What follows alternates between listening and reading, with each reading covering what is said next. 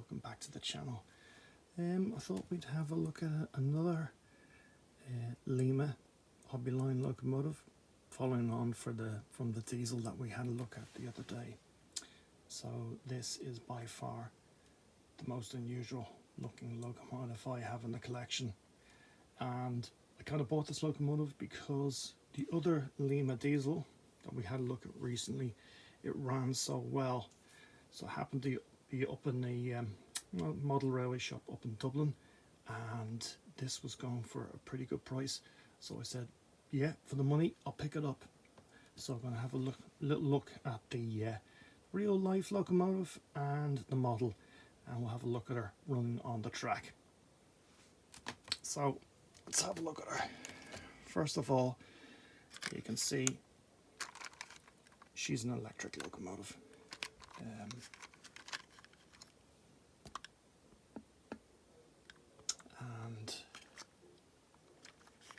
she has a really strange looking bogie arrangement. Really strange looking locomotive.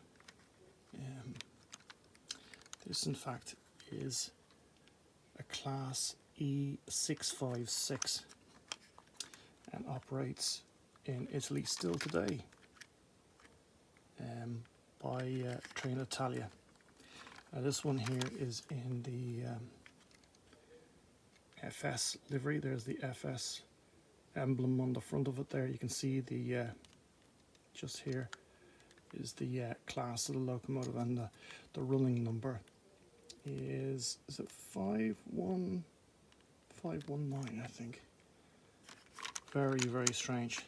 She's actually a bow.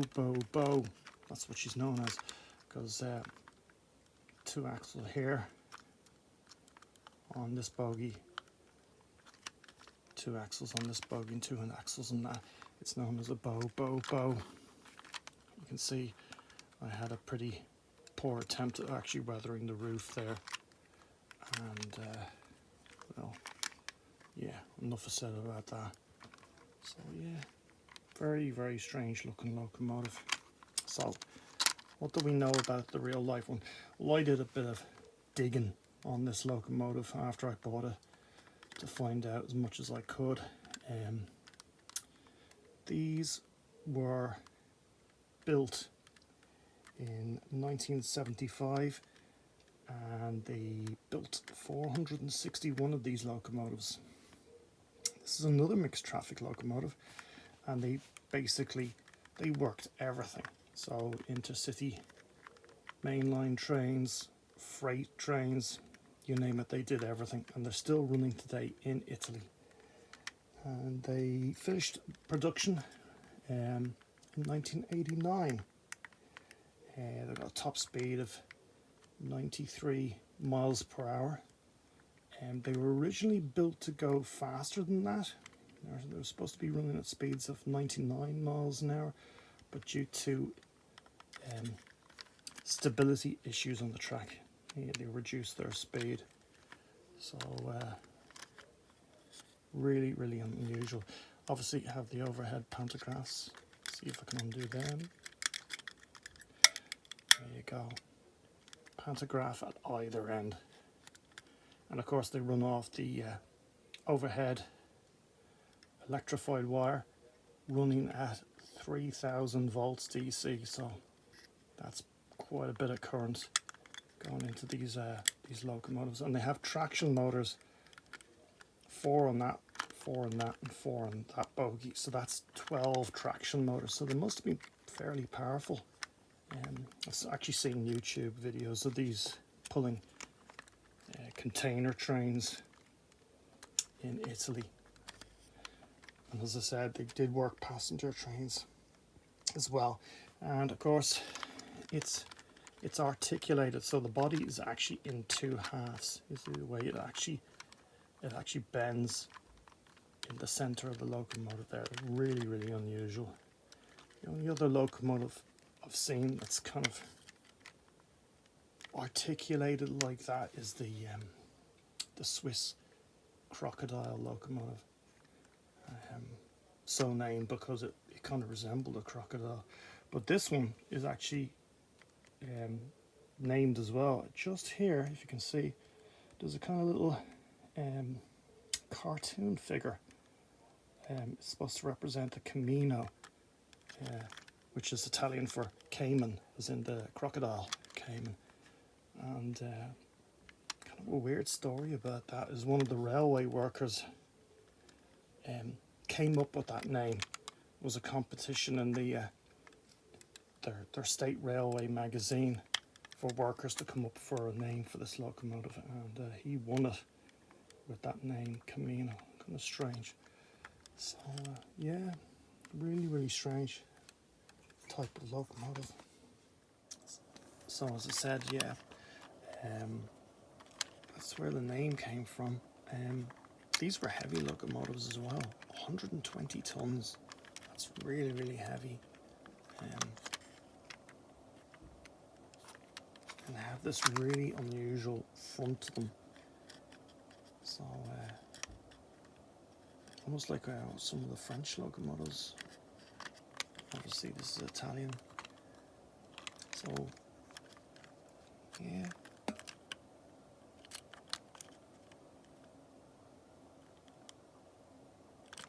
Really different. So what do we know about the model? First of all, here's the box. That is the label on the box. It's HL2103 Lima Hobby Line and electric locomotive, class E656 FS. So it's Favore dello Stato, Italian state rails. You can see the detail on this now. The grills actually, they're not bad. The molded detail isn't actually too bad on this.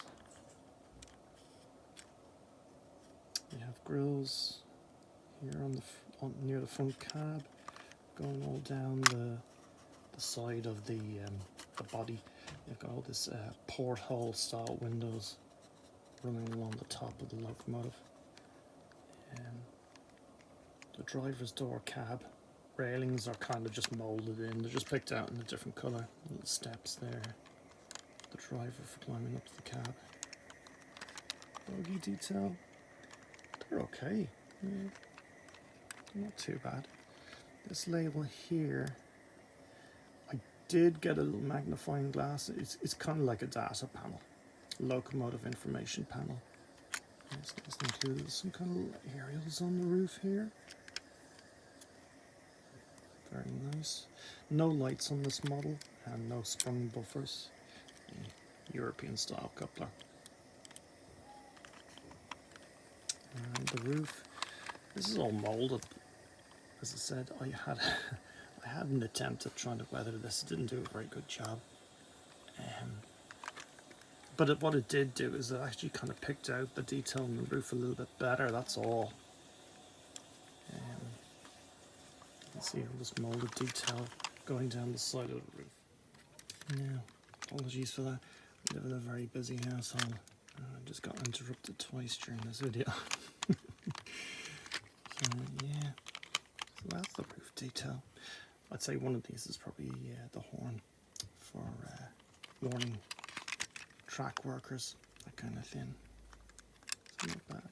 The pantographs are a little bit toy-like, and apart from this part, the actual pickup, the rest is just made of plastic, so it's not great. As I said, I tried to cover the plastic look up by painting it, and it really just wasn't working. Yeah, really strange looking locomotive. So we'll stick her on the track. Now, this locomotive, unlike the other model, it does not have the same type of motor. This locomotive running at slow speed isn't as good as the other Italian diesel we looked at, and it has traction tires. Now, they broke, so I just removed them, and I haven't replaced them. It actually runs on the track without the traction tires. I won't have much pulling behind this. It's not exactly heavy, this locomotive. Probably the reason why they have the traction tires. And it picks up from the dummy end and the driving motor end. Get electricity on the rails. So let's stick her on the track and see how she performs. Now I'm just going to inch up the controller a little bit, and you can see she doesn't pull away as smoothly as the other Locomotive. Just get the old combi into action there. It's okay. Hinting a little bit.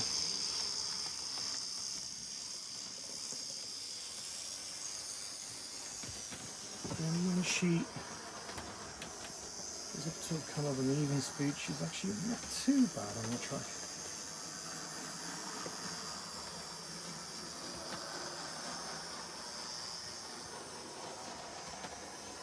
Look at some coaches behind this. I don't have any Italian coaches, or a couple of German coaches behind me. Some kind of a blue and grey livery.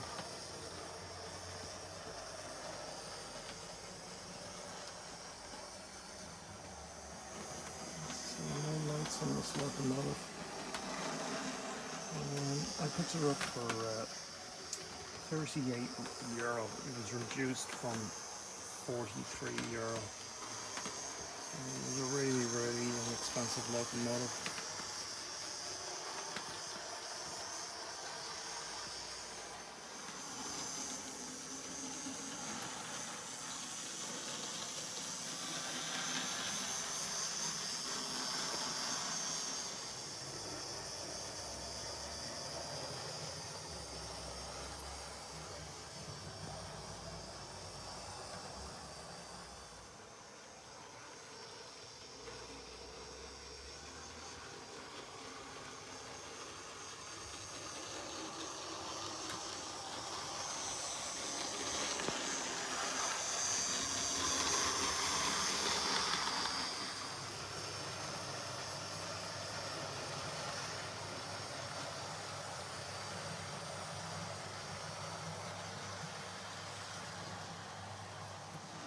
So I've got a couple of European coaches behind me.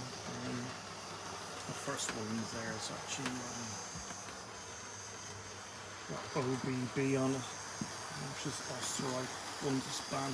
It's Austrian coach. And two last coaches there are DB Deutsche Bahn.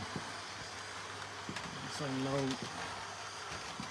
Italian coaches in the collection. You kind of get the idea anyway.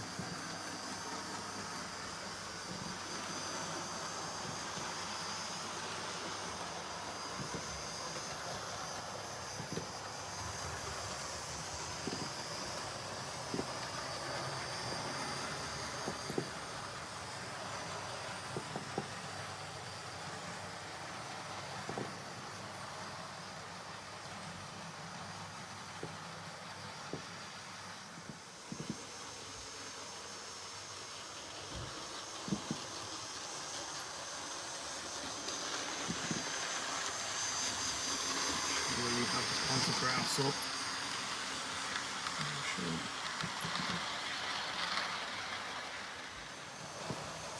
Actually, one thing I noticed in the videos I was looking at of the real Locomotive was it has the two pantographs, but in every single video the rear pantograph was up and the front one was down. I don't know if that means anything. So I've done it exactly the way you would have seen it on the real railway. So I've got front pantograph down and the back one up.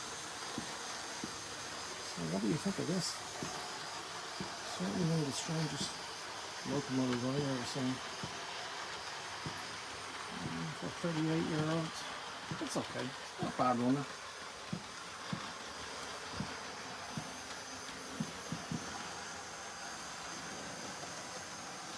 So that's about it for this one.